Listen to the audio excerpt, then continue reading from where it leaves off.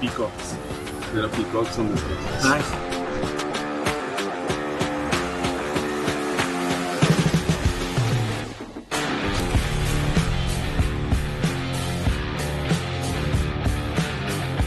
Morning. Great to see you. Welcome. When did you get? I came into Hyderabad. Is it okay? Ready? No, thanks for making it work.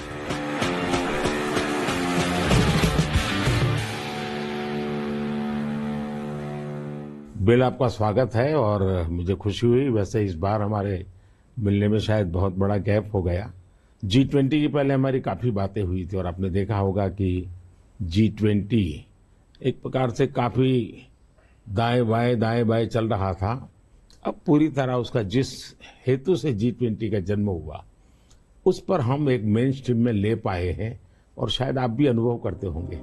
Well, the G20 is way more inclusive, and so it was fantastic to see that India, in hosting it, really raised things like digital innovation and how this South-South collaboration can be far more than just the dialogue with the North. It can actually be a system that improves health. And, you know, our foundation is so excited about the positive results that you've achieved here in India that we'll be a partner in trying to take that into many other countries.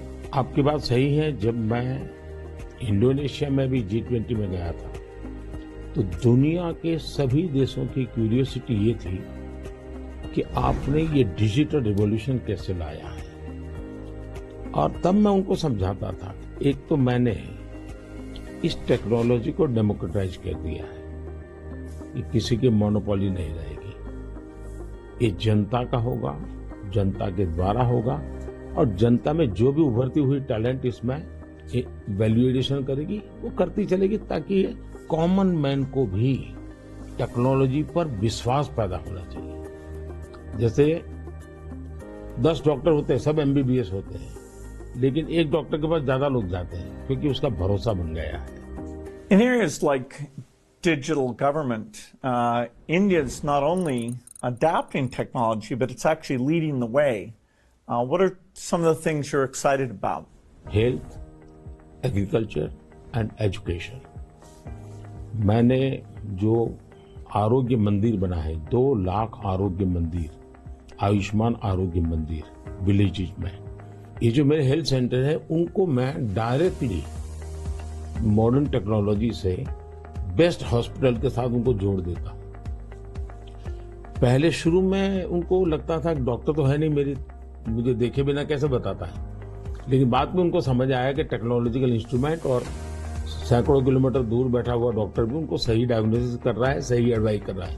तो लोगों का confidence बढ़ रहा है। जितना बड़ी hospital में होता है उतना ही छोटे आरोग्य मंदिर में हो रहा है। तो ये डिजिटल प्लेटफॉर्म की कमाल है। और दूसरी पर एजुकेशन, मैं बच्चों को बेस्ट एजुकेशन पहुंचाना चाहता हूं। टीचर की जो कमियां हैं उसको मैं टेक्नोलॉजी से भरना चाहता हूं। दूसरा, बच्चे का इंटरेस्ट विजुअल में है, स्टोरी टेलिंग में है, तो उस प्रकार के कंटेंट बनाना, उस दिशा में मैं काम कर रहा हूं ताकि बच्चों को लगना चाहिए। और मैंने कुछ सर्वे किया, मैंने देखा बच्चों को बड़ा मजा आ रहा है। मेरे यहाँ एग्रीकल्चर में भी मैं बहुत बड़ा रिवॉल्यूशन ला रहा हूँ और मैं माइंडसेट बदलना चाहता हूँ। In one of the themes I think India brings to technology is that it should be available for everyone, actually lifting up those who need it the most. जब मैं दुनिया में डिजिटल डिवाइड की बात सुनता था, मैं कहता मेरे देश में मैं सब कुछ नहीं होने दूंगा कि डिजिटल डिवाइड हो। और डिजिटल पब्लिक इंफ्रास्ट्रक्चर ये अपने आप में बहुत बड़ी रिक्वायरमेंट है। आज मेरे यहाँ गांवों तक मैं ये डिजिटल फैसिलिटी पहुंचाना चाहता हूँ। तो मुझे लगता है वो बहुत बड़ा टारगेट ग्रुप है। महिलाएं तुरंत नई चीजों को स्वीकार करती है, ये मेरा अनुभव है मेरे देश में। उनके अनुकूल कौन सी चीजें मैं टेक्नोलॉजी में ले जाऊंगा तो वो एकदम से एक्सेप्टेबिलिटी बनती है। मैंने एक कार्यक्रम लिया है, नमो ड्रोन दीदी। इसके पीछे मेरे 2 लक्ष्य हैं। एक तो मैं भारत के गांवों में 3 करोड़ महिलाओं को लखपति दीदी बनाना चाहूँ, और वो भी एक गरीब परिवार से। तो मैं एक साइकोलॉजिकल चेंज करना चाहता हूँ। ये छोटी छोटी चीजें नहीं, बड़ी चीजें करनी है। दूसरा, गांव में महिलाएं मतलब यही काम करेगी, भैंस को चराएगी, गाय को चराएगी, दूध दोहेगी, नहीं। मैं उसके हाथ में टेक्नोलॉजी देना चाहता हूँ। मैं साइकोलॉजिकल चेंज लाना चाहता हूँ। गांव के सब लोगों को लगना चाहिए कि ये हमारे गांव को बदल रही है। एग्रीकल्चर को मैं आधुनिक बनाना, वैज्ञानिक बनाना की जरूरत मैं देखता हूँ, और उसी लिए मैंने ड्रोन दीदी का, और बहुत सक्सेसफुल चल रहा है। मैं इन ड्रोन दीदी से इन दिनों बातें करता हूँ, उनको इतनी खुशी है, वो कहते हैं हमको साइकिल चलाना नहीं आता था, आज हम पायलट बन गए, हम ड्रोन चला रहे हैं। सोचने का तरीका बदल गया है।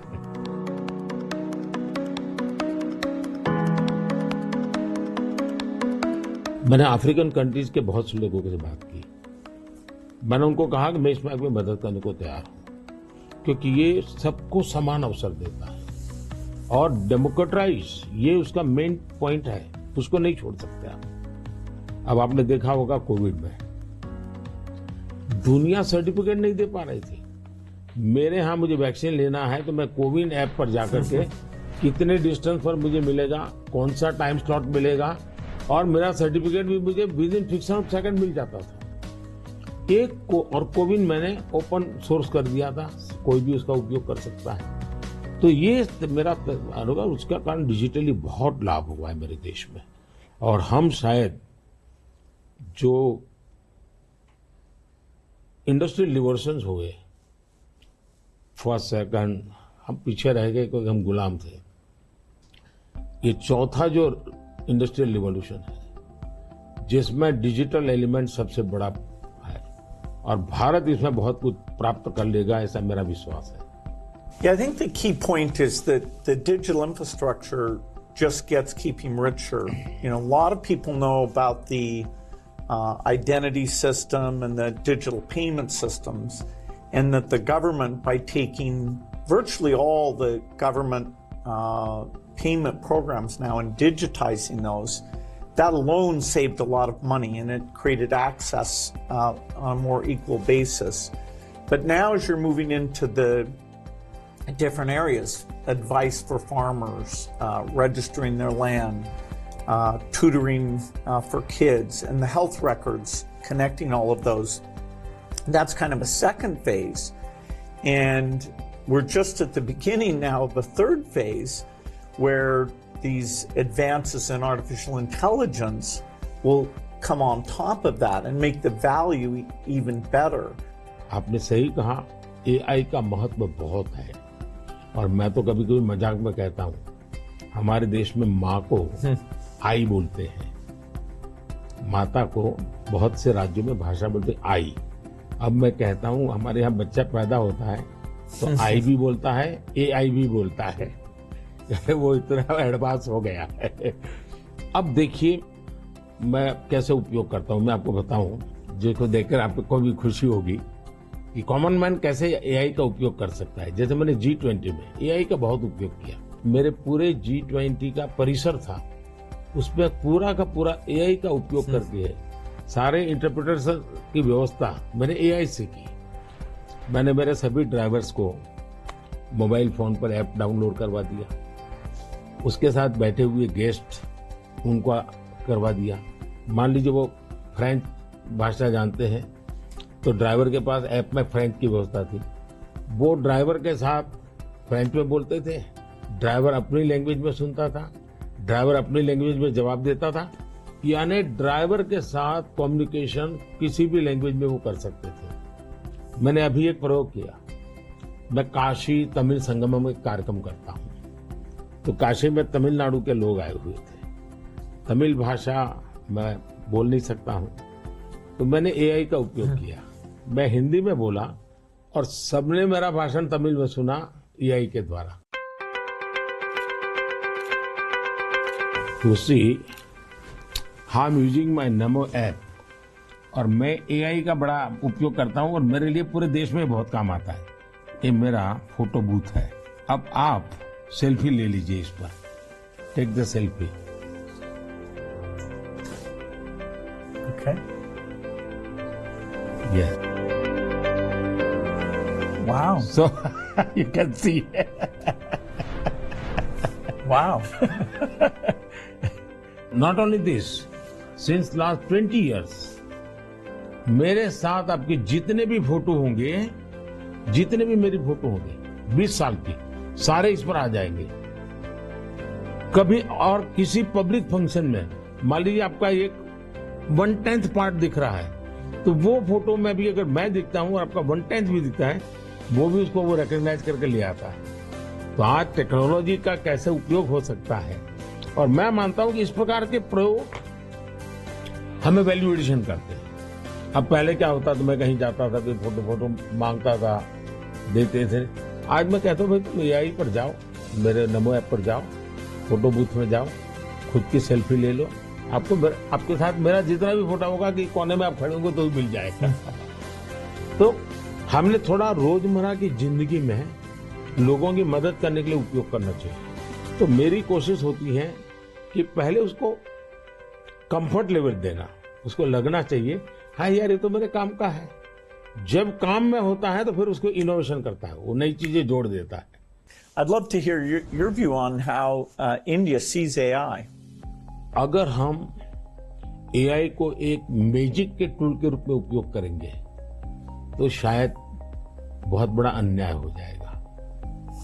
या एआई का उपयोग अपने आलसीपन को बचाने के लिए मैं करता हूं कि भाई मुझे किसी को चिट्ठी लिखनी है, मैं ड्राफ्ट नहीं करूंगा, मैं चैट जीपीटी को कह दूंगा कि मेरी चिट्ठी ड्राफ्ट करके दे दो, तो ये गलत रास्ता है। मुझे तो चैट जीपीटी के साथ कंपटीशन करना चाहिए, मैंने उसके साथ लड़ाई लड़नी चाहिए कि नहीं तुम ठीक नहीं कर रहे हो, तुम ये शब्द की जगह ये क्यों नहीं लाए। तो मैं एआई से आगे जाने की कोशिश करूं। अब जैसे हमारे यहाँ बहुत सारी लैंग्वेजेज हैं, बहुत सारी बोलियां हैं, मैं एआई को कहता हूं आप इन बोलियों को पकड़िए। मेरे एस्ट्रोनॉट्स को इंट्रोडक्शन के लिए गया था, तो हमारे एस्ट्रोनॉट्स किस प्रकार से काम करने वाले थे, तो रोबोट से मैं बात कर रहा था। मैंने रोबोट से काफी बातें की और मैंने देखा को मेरे और मैं अलग अलग टोन में बोलता था, थोड़ा लहजा बदल के बोलता था, और मैं देख रहा था कि वो मुझे प्रॉपर रिस्पॉन्ड कर रहा था। फिर मैंने उसका नाम बदल करके पूछने की कोशिश की, तो फिर उसने रिस्पॉन्ड नहीं किया। तो मैंने कहा आपका एआई, मैंने 3 मिनट 4 मिनट बात किया, अभी तक वो मेरी आवाज को रिकॉग्नाइज नहीं कर पाया। जब तक मैं उसका नाम नहीं बोलता हूं वो मुझे रिस्पॉन्ड नहीं कर रहा। मैं वो चाहता हूं कि मेरे आवाज को सेंस करे, और भले ही मैं उसका नाम न बोलूं लेकिन वो मेरे से बात करे। तो उन्होंने कहा ठीक है विल डू दिस। तो मैं हर बार नई चैलेंज देता रहता हूं। Yeah, it's early days in AI, and I think everyone who uses it, in the same day you're surprised at how good it is, and you're also surprised at how bad it is. It'll do things you think are hard, and then it'll fail to do some things you think are easy. I started my trip here in Hyderabad, which was a nice occasion because Microsoft is celebrating 25 years in the country, and that's been such a fantastic experience. So I was definitely challenging the team there. Hey, we have to make the accuracy better. And for now, it's like a co-pilot. It helps suggest things, but the final decision about medicine or the letter you want to write, the final decision, we still have to review that, even though it may make us a bit more creative and a bit more productive. It seems like AI is a huge opportunity, but there's some challenges that come with that. How do you think India will approach that? देखिए AI ने जो challenges खड़ी की है, वो मैंने देखा है कि इतनी अच्छी चीज अगर प्रॉपर्ली ट्रेन किया बिना किसी के हाथ में दे दी जाए तो वो मिसयूज होने की संभावना ज्यादा है। अब मैंने एआई से जुड़े सारे ब्रेन से उनसे भी बात की। मैंने कहा शुरू में हमने कोई भी एआई जनरेटेड चीज है तो उस पर आना चाहिए वाटरमार्क कि ये एआई जनरेटेड है, ताकि कोई मिसगाइड ना हो। और ये बुरी चीज नहीं है, सिंपली इट्स AI जनरेटेड, तो मैं उसका वैल्यू समझ लूंगा। डीप फेक भारत जैसे डेमोक्रेटिक कंट्रीज में और इतनी विशाल कंट्री में कोई एक डीप फेक में कुछ भी चीज डाल दे, मेरे ही वॉइस में कुछ ऐसी गंदी चीज डाल दे, तो शुरू में तो लोग मान जाएंगे, तो बहुत बड़ी आग लग जाएगी। तो ये जरूरी है कि डीप फेक AI जनरेटेड, और ये सोर्स है, ये आज शुरू के दिनों में, आगे चल करके क्या होगा जरूरत नहीं पड़ेगी शायद, लेकिन ये हमने कुछ डूज एंड डोंट्स उस पर सीरियसली सोचना पड़ेगा। उसी प्रकार से मैं AI से पहले काम वो लूं जिसकी मेरी महारत हो। मेरी महारत हो और मैं थक गया हूं, सो जाऊं, वो कर लेगा, तो वो ठीक नहीं है। जैसे हम कह देते कि भाई तुम 5 बजे उसको फोन लगा देना, तो AI कर देगा, या मैं कह दूंगा कि मेरा वो गाना मुझे सुना दो, तो कर देगा। तो मुझे पता होना चाहिए ना कि भाई मुझे इस समय किस गाने को सुनने की जरूरत है, मेरे लिए क्या रिक्वायरमेंट है। अगर मैं ये ना करता, मेरे टूल का ही उपयोग करने के लिए खेल खेलता रहूं, तो शायद मैं वैल्यूएशन नहीं कर पाऊंगा, टाइम पास कर लूंगा। In the AI world, data is so important, and yet, people have concerns, privacy concerns. How do we strike the balance there? Data एक बहुत बड़ा इश्यू बना हुआ है, हमने उसकी सिक्योरिटी भी देखनी चाहिए। भारत में कानूनी व्यवस्था तो की है, लेकिन लोगों को भी अवेयर करना पड़ेगा। अब जैसे मैंने आज हमारे देश में यूनिवर्सिटीज वगैरह सारे सर्टिफिकेट क्लाउड में रखवा देता हूँ, ताकि खर्चा भी बचता है और जो भी रिक्वायरमेंट मिल जाती है। मेरे यहाँ कंप्लायंसेस की जरूरत होती थी, मेरे सारे कंप्लायंसेस की कोई जरूरत नहीं है, आप अपना डेटा एक क्लाउड पर डाल दीजिए, मुझे आपका आइडेंटिटी दीजिए, मुझे जो जरूरत है मैं उसमें से ले लूंगा। तो मैं नागरिकों का ईज ऑफ लिविंग के लिए टेक्नोलॉजी का बहुत उपयोग कर रहा हूँ। दिनों सर्विसेज के लिए पहले करता था, अब मैं ईज ऑफ लिविंग के लिए कर रहा हूँ। Yeah, data is definitely, it's going to be very exciting that we'll be able to preserve privacy and still learn a lot from the data. Like which crop should you plant? If we get all the data from the farmers without their names, so we don't invade their privacy, but giving better farmer advice, or seeing here in India, the top 10% of teachers are so good, and saying, okay, what are they doing, and how do we spread that to the other people? Or even if there's some new nutrition approach, sometimes it works and sometimes not. And so because you have the medical record, the ability to kind of track and say, okay, this is working very well, or this isn't. We can be a lot smarter without threatening individual privacy. मैं इसको दो तरह, एक हमें common man को भी quality data के लिए ट्रेन करना पड़ेगा। हमारे डेटा में क्वालिटी होनी चाहिए, क्लैरिटी होनी चाहिए। दूसरा, डेटा ओनर को मालूम होना चाहिए कि जो मेरे से डेटा मांग रहा है वो किस काम के लिए मांग रहा है। अगर वो उसके साथ एग्रीमेंट करके उसमें से कमाई करना चाहता है तो उसको अलाउ करना चाहिए कि, और पहला उसको प्रायोरिटी रिसर्च के लिए होनी चाहिए। रिसर्च के डेटा की वैल्यू ज्यादा ना हो, ताकि वरना रिसर्च बहुत महंगा हो जाएगा। और रिसर्च करने वाले इंस्टीट्यूट ने भी उसको एश्योरेंस देना चाहिए कि तेरे डेटा का मैं जो उपयोग कर रहा हूं वो इसी काम के लिए होगा, ये ग्लोबल गुड के लिए है, कॉमन मैन के गुड के लिए है। तो मैं मानता हूं दुनिया में कोई भी व्यक्ति इनकार नहीं करेगा। I think it's interesting that some of these digital systems create efficiency by getting rid of the middleman, and that's super beneficial. मैं तो कभी कभी कहता हूं कि मैं ऐसी सरकार चलाना चाहता हूं, एज फार एज मध्यम वर्गीय जो वर्ग है उसकी जिंदगी से सरकार बाहर निकल जाए, उसकी जिंदगी में सरकार की कोई जरूरत ही ना हो। जो गरीब है जिसको सरकार की जरूरत है वहां सरकार भरपूर हो, लेकिन जिसको कोई जरूरत नहीं, बिना कारण सरकार जाकर के उसको खुद ये लाओ वो लाओ, ये करो वो करो करते रहती है, तो वो बंद हो जाएगा। और इसलिए मेरी कोशिश यही है कि हमारा प्रयास यही रहेगा कि हम इसको करें। In 2015, one of the great things we did together was you came to Paris for that mission innovation. That was fantastic. Yes. Climate के संबंध में हम दोनों के विचार एक ही प्रकार के हैं और आपने बहुत सक्रियता से भूमिका भी अदा की। तो उस समय ओबामा, आप, मैं और फ्रांस के प्रेसिडेंट हम मिले थे और तब हम लोगों ने डिटेल में चर्चा की थी हम इसको वे फॉरवर्ड कैसे ले जाएं। लेकिन दुर्भाग्य से वो बात ज्यादा आगे चली नहीं।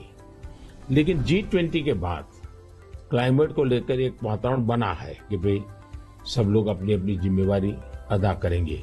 तो जो हमने बीज बोए थे और जिसमें आपकी भी बहुत बड़ी भूमिका थी, वो अब कुछ वटवृक्ष के रूप में सामने आएगा ऐसा मुझे लग रहा है। मैं समझता हूँ क्लाइमेट एक ऐसा विषय है जरा खुले में जाकर के हम लोग बात करते हैं।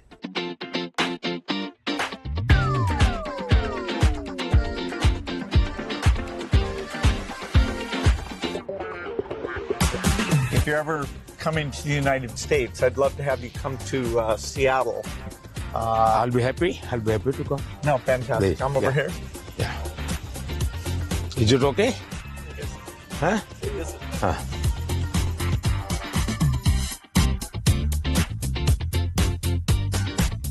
क्लाइमेट को लेकर के हम बात कर रहे थे। भारत, मुझे बहुत खुशी है कि हम रिन्यूएबल एनर्जी के क्षेत्र में बहुत तेजी से आगे बढ़ रहे हैं। सोलर एनर्जी, विंड एनर्जी, हम काफी काम, हम न्यूक्लियर के अंदर काफी तेजी से आगे बढ़ना चाहते हैं। उसी प्रकार से ग्रीन हाइड्रोजन को हम बहुत तेजी से आगे बढ़ना चाहते हैं। मैं तमिलनाडु में था तो हमने एक हाइड्रोजन से चलने वाली बोट मैंने वहां से रवाना की, जो काशी में मेरे जो टूरिस्ट आते हैं उनके लिए ये एनवायरमेंट फ्रेंडली, पॉल्यूशन फ्री ये बोट काशी से अयोध्या के लिए चलाने के लिए मैंने सोचा है, ताकि क्लीन गंगा की मेरी जो मूवमेंट है उसको भी मदद मिलेगा, एनवायरमेंट कॉन्शियस सोसाइटी के लिए भी वहां से एक मैसेजिंग होता रहेगा। Well, India brings to the climate change a rich history of caring about the environment. How do you see connecting those? हमारे यहाँ रीयूज, रिसाइकल ये हमारे नेचर में है। अब देखिए ये जो जैकेट है ये रिसाइकल मटेरियल का है, लेकिन ये रिसाइकल मटेरियल की भी विशेषता है। इसकी विशेषता ये है, जो टेलर के यहाँ कपड़े के टुकड़े निकलते हैं ये सारा वेस्ट इकट्ठा किया हुआ है, फिर जो पुराने कपड़े हैं उसको भी इसमें लिया हुआ है और 30-40% वेस्ट प्लास्टिक बोतल को लिया हुआ है और उन सबको रिसाइकल करके ये कपड़ा बना है। Yeah, the innovation both here in India and the world is coming along. Are the goals that we set, staying below 1.5 degrees, we probably will miss that. Even 2 degrees isn't going to be so easy. And the thing you and I really emphasized in Paris is the need for innovation. If the green approach can be made as cheap or cheaper than the old approach, then the adoption will be very good. If it's more expensive, it's not clear who's going to be willing to pay for that. Should the rich countries pay for that? It's not fair to tell India to slow down, building basic infrastructure just because the West had those emissions. But you'll have to have some adaptation because there will be some warming, particularly which farmers will have to take into account. मुझे लगता है कि हमने 2-pronged strategy की तरफ जाना चाहिए। एक तो है इनोवेशन, और इनोवेशन में हमारी जो रिक्वायरमेंट्स हैं वो क्लाइमेट फ्रेंडली कैसे हो, नेचर फ्रेंडली कैसे हो, उसमें इनोवेशन हो। भारत ने अभी अपने इस बजट में 1 लाख करोड़ रुपए का कॉर्पस फंड बनाया है और यंग जनरेशन को हमने कहा है कि आप इनोवेशंस के लिए आइए, 50 साल तक इंटरेस्ट फ्री लोन हम देंगे और आप इनोवेशन कीजिए। 1 लाख करोड़ रुपए का जो अपकमिंग टेक्नोलॉजीज है, फ्यूचरिस्टिक टेक्नोलॉजी है, उस पर आप रिसर्च करिए, इनोवेशन कीजिए। तो मैं एक तरफ उनको प्रोत्साहित करूं, लेकिन दूसरी एक बात है जिसको गंभीरता से ले, और ये वो लाइफस्टाइल। और इसलिए मैंने मिशन लाइफ शुरू किया है। और मैं जब लाइफ कहता हूं तब लाइफस्टाइल फॉर एनवायरनमेंट, क्योंकि हमारी रोजमर्रा की जिंदगी में अगर हम क्लाइमेट फ्रेंडली लाइफस्टाइल स्वीकार नहीं करते, प्रो नेचर हम जीवन नहीं जीते हैं, तो हम बाहरी कितने ही प्रयास क्यों न करें, हम नए नए इनोवेशन करेंगे, नई नई चीजें जोड़ते जाएंगे, हम अपनी जिंदगी को ऐसी कैसे बनाए। अब हमारा मुसीबत क्या है, हमारा प्रगति का आंक क्या, तो भाई कौन सा देश कितना स्टील उपयोग करता है, कौन सा देश पर कैपिटल कितना एनर्जी कंज्यूम करता है, उसके आधार पर उस देश की इकोनॉमी में जा। अगर ये पैरामीटर रहेंगे तो फिर वो इलेक्ट्रिसिटी कंज्यूम करने के लिए कोशिश करेगा, स्टील कंजम्पशन की कोशिश करेगा, फिर स्टील उत्पादन के लिए लगेगा, तो स्टील उत्पादन में कार्बन का प्रॉब्लम करेगा। मतलब हमने हमारी सोचने के तरीकों बदलना पड़ेगा। जब सोचने के हमारे पैरामीटर, जिंदगी के पैरामीटर, प्रगति के पैरामीटर हमने क्लाइमेट फ्रेंडली बनाने चाहिए। आज हमारे प्रगति के सारे पैरामीटर एंटी क्लाइमेट है। बिजली कंजम्पशन के आधार पर प्रगति नापी जाती है, स्टील कंजम्पशन के आधार पर प्रगति नापी जाती है। Yeah, I've been interested in your discussions about green GDP. Update me on your thinking. मैं तो कहता हूं दुनिया को ग्रीन जीडीपी के कंसेप्ट को डेवलप करना चाहिए कि भाई तुम्हारी टोटल जीडीपी में ग्रीन जीडीपी कितनी है, टोटल रोजगार में ग्रीन रोजगार कितने हैं। हम एक नया आखिर टर्मिनोलॉजी बदलनी चाहिए दुनिया की। तो मैं समझता हूं कि समस्या का समाधान हो सकता है, लेकिन अगर मैं कहूंगा मैं तो जितना उपयोग करता हूं करूंगा, मैं तो इतनी बिजली उपयोग करूंगा, मैं इतना पानी बर्बाद करूंगा, मैं ये करूंगा। Now, getting consumers involved in this, where they prefer the product that's the clean product when they're buying a car, when they're buying any product, and changing their food consumption. Even if they don't go all the way to be a vegetarian, they can eat less beef and more chicken, or less chicken and more fish. They can moderate quite a bit, and we know that also has some health benefit as well. Not only that, मैं तो कहता हूँ vegetarian में भी सोचने की improvement जरूरी है।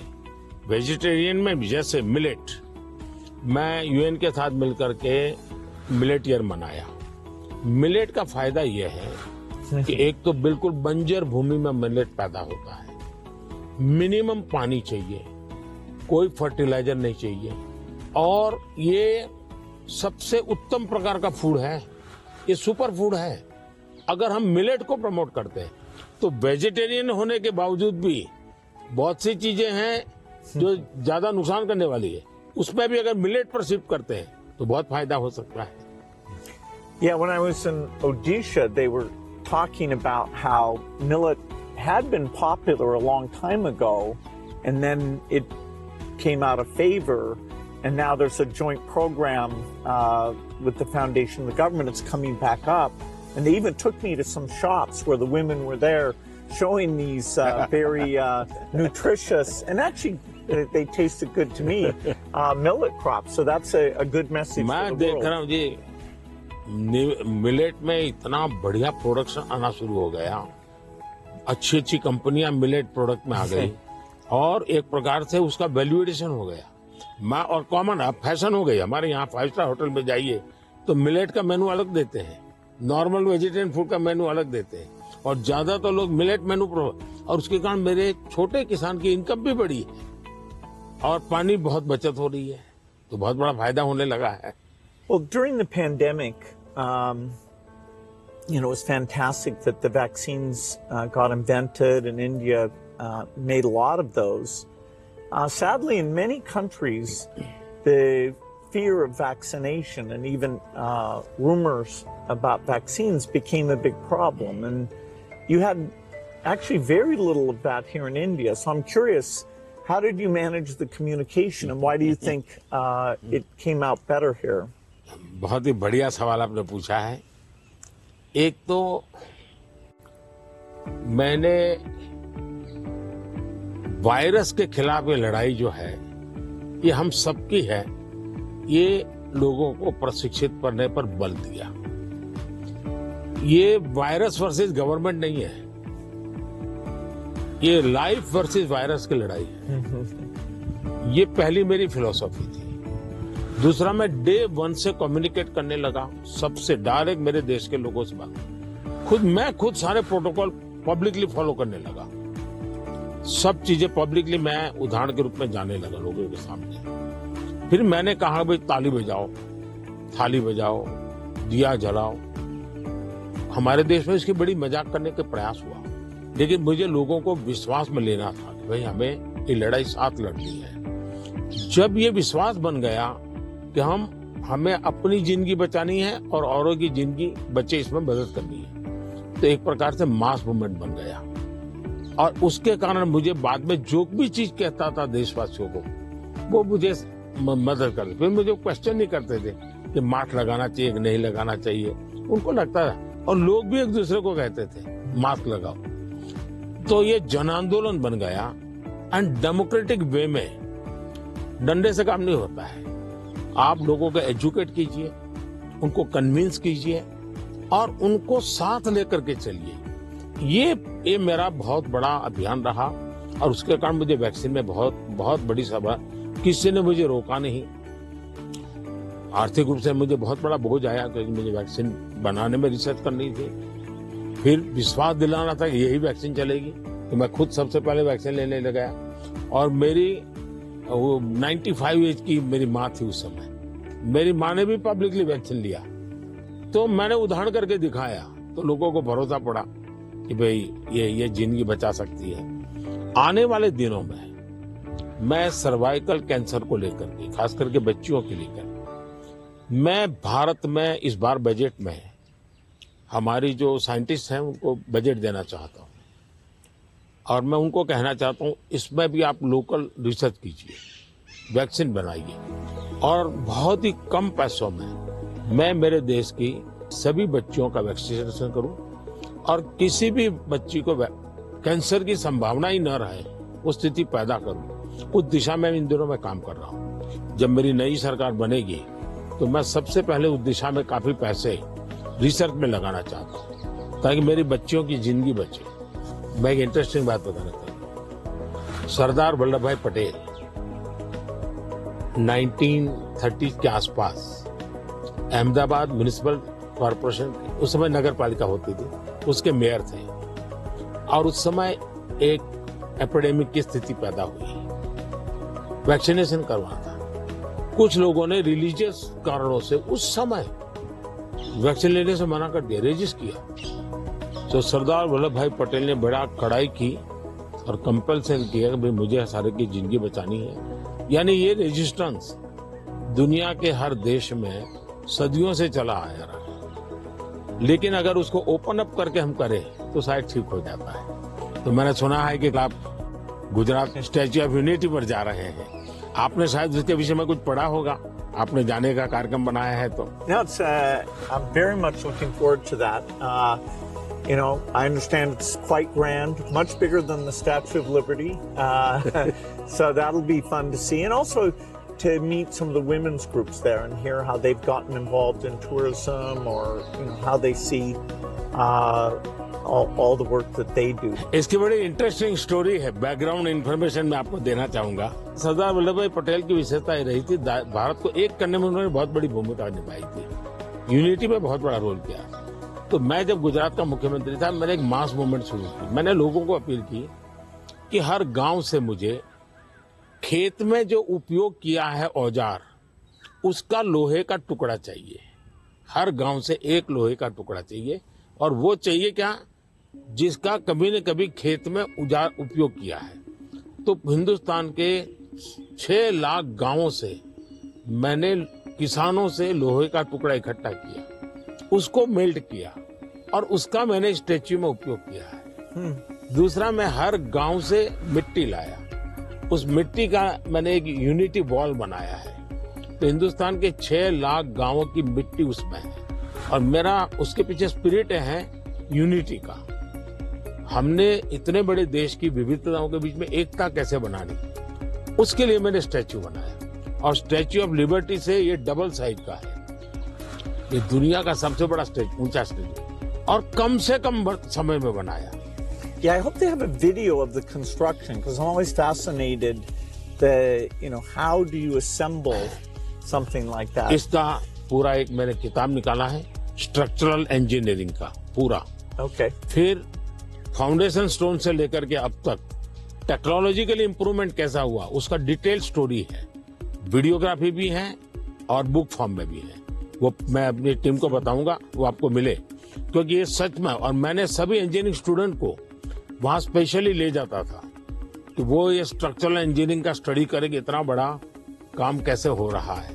और वो बहुत ही उनका इंटरेस्टिंग था. वो अभी मैंने गुजरात में हिंदुस्तान का सबसे बड़ा सी केबल ब्रिज का उद्घाटन किया, हिंदुस्तान का सबसे बड़ा. तो मैंने इंजीनियरिंग स्टूडेंट को कहा तो वहां जाइए, उसका स्ट्रक्चरल इंजीनियरिंग का स्टडी कीजिए, क्योंकि मैं ये हमेशा इन चीजों में चाहता हूँ कि चीजें बना करके छोड़नी नहीं है, मैं उसमें इंस्टीट्यूशनलाइज करना चाहता हूँ, नई पीढ़ी को तैयार करना चाहता हूँ. So over our careers, technology's gotten so much better. I'm just curious in terms of your journey of using, PCs or phones or different types of software. Was there something that really drew you in, or what's that been like? एक तो मुझे पागलपन है technology का. खुद expert नहीं हूँ, मेरी क्यूरियोसिटी रहती है, बालक की जैसे रहती है वैसे रहती है. मुझे बहुत याद है, बहुत पहले मेरे पास एक गैजेट था, हाथ में रखने वाली छोटी सी डायरी थी, अच्छी थी लेकिन थोड़ा वेट था. मैं बहुत साल पहले यूएसए गया था, तो जब यूएसए गया तो मैं बड़े मॉल में जाता था, लेकिन मैं टेक्नोलॉजी वाली दुकान पे जल्दी जाता था. तो मैंने उनको कहा भाई ये इसका लेटेस्ट वर्जन कोई है क्या? तो वो देखता रह गया ये क्या है. बोले अभी तो हमारे देश में ये आया नहीं है. तो ये भी तो अभी आया नहीं, तो अगला वर्जन कहाँ से आएगा? तो मैं इतना एडवांस चीजों को ढूंढता रहता था, देखता रहता था, लेकिन मैं टेक्नोलॉजी का गुलाम नहीं हुआ. मैं किसी से बंधा नहीं हूँ.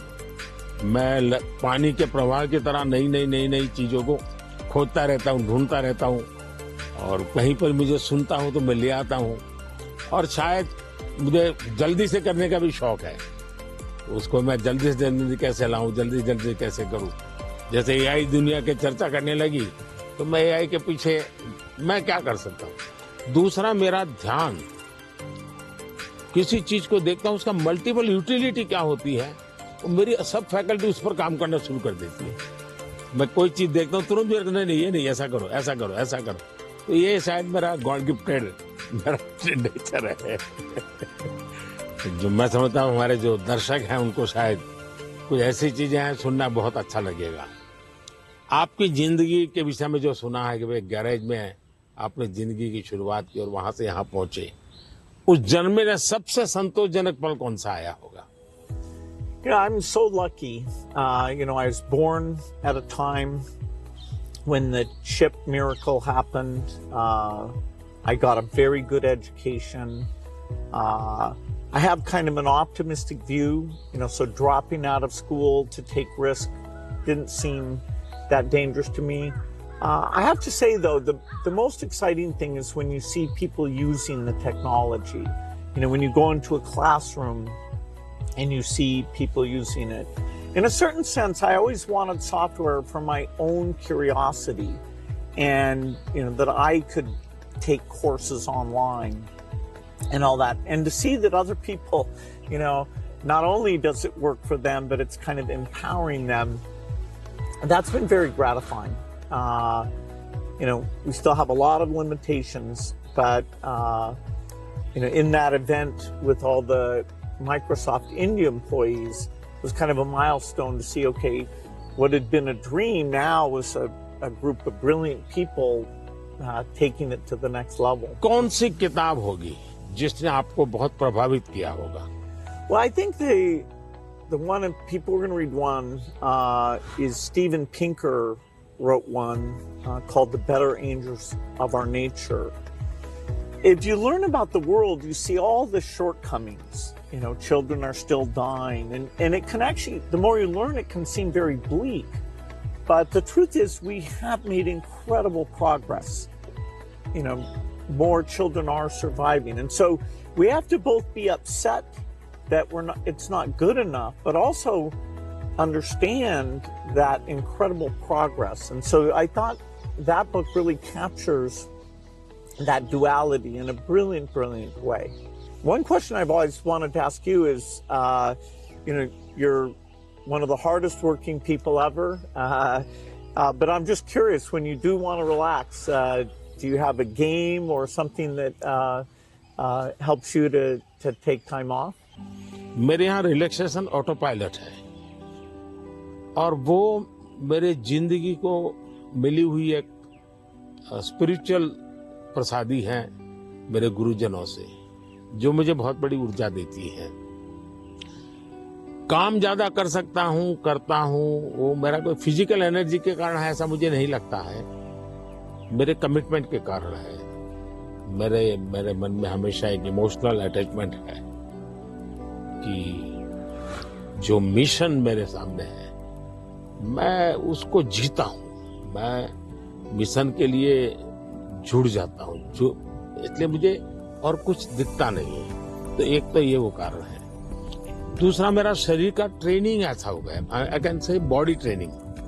जैसे मेरी बहुत कम नींद है, मैं लेट नाइट तक काम कर सकता हूँ, मैं आज भी बहुत जल्दी उठ जाता हूँ और मैं हमेशा फ्रेश रहता हूँ। और ये कारण था मेरा, जब एक कालखंड था जब मेरा हिमालयन लाइफ था, तो उसमें एक हमारी परंपरा रहती थी, जो संन्यास्त परंपरा में ब्रह्म मुहूर्त में स्नान करना, तो करीब वो 3:20 3:40 के बीच में होता है सुबह मॉर्निंग में। तो मैं उन चीजों से बड़ा आदी बना हुआ था, तो मेरा बॉडी एक प्रकार से ट्रेन हो चुका है और इसलिए मुझे रिलैक्स करने के लिए कुछ एक्स्ट्रा किसी चीज की जरूरत नहीं पड़ती। और उसके कारण एक कमी भी है कि मैं कोई एक्स्ट्रा एक्टिविटी जानता भी नहीं हूँ, क्योंकि मैं इसी में लगा रहता हूँ, अपने काम में नया नया करता रहता हूँ। तो ये एक अच्छाई भी है, कमी भी है। Well, we've had fantastic partnership working together, and I see many opportunities to do even more. So look forward to talking again, whether it's the next time I'm here or hopefully I'll see you in Seattle sometime. मुझे बहुत अच्छा लगा और कई विषयों पर ऐसे गप्पे मारने का मौका मिला। वैसे भी जब भी मैं आपके साथ मिला हूँ, मैंने आपका काफी समय भी लिया है हमेशा, क्योंकि आप पूरी दुनिया घूमते हैं, आपके मन में गरीबों के लिए कुछ करना, न्यूट्रिशन में कुछ करना, एजुकेशन में कुछ करना, हेल्थ में करना, ये मैंने फील किया है कि आप मन से कमिटेड है। तो मुझे हमेशा लगता है कि आपके पास नए विचार होते हैं, नए, और आज भी आप नए विचारों के लिए उत्साहित होते हैं। आप आराम से जिंदगी गुजारना नहीं चाहते, तो इसलिए मुझे हमेशा आपके साथ बात करना अच्छा लगा है और मुझे हमेशा कुछ न कुछ जानने को मिला है, सीखने को मिला है। और मैं सोच भी नहीं सकता हूं कि आपका राजनीति से कोई लेना देना नहीं है। मैं पूरी तरह राजनीति में डूबा हुआ व्यक्ति हूं, लेकिन हमारे बीच में ऐसी वेवलेंथ है कि हम दोनों अगर साल में 4-6 बार नहीं मिलते तो कभी महसूस होती है। लेकिन आज आए, आप समय निकाला, मुझे बहुत अच्छा लगा। मैं आपका बहुत आभारी हूँ। Thank you. Thank you. Sir. Thank sir. Thank you. Thank you.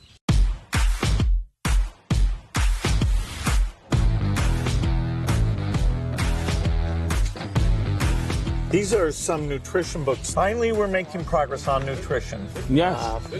Thank you.